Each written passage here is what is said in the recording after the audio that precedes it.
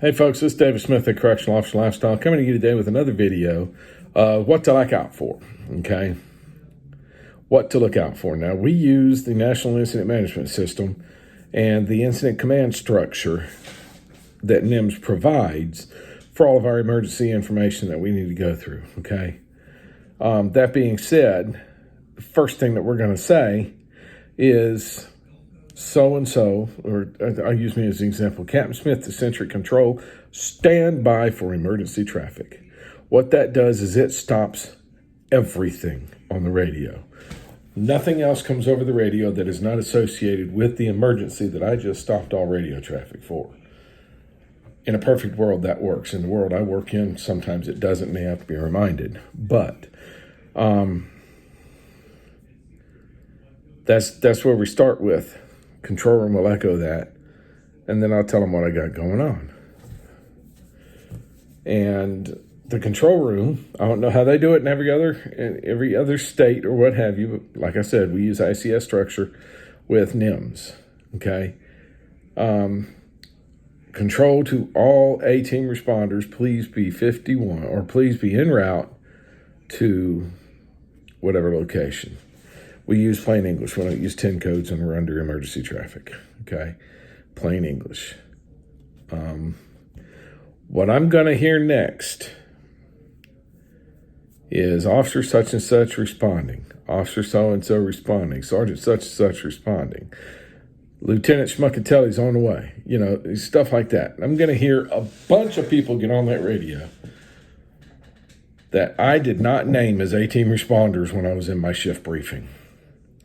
For some reason at my facility, we have a lot of young gung-ho cowboys that believe A stands for all. It does not. There has to be somebody monitoring the yard.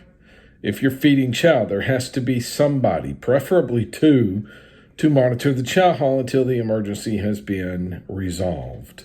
You have to remember, yes, responding to an emergency is a hit of dopamine. It's a hit of adrenaline. It runs through your bloodstream like a wildfire. It's fun. It's exhilarating. It's exciting. If you're not needed there, don't go there. If you're assigned to a confinement unit, unless you're specifically called by name, stay in that confinement unit. Okay?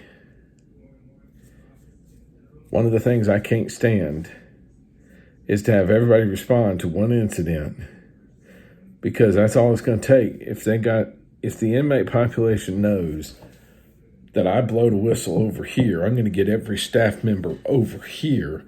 My buddy can get over the fence over there. Guys, you got to think. You got to think.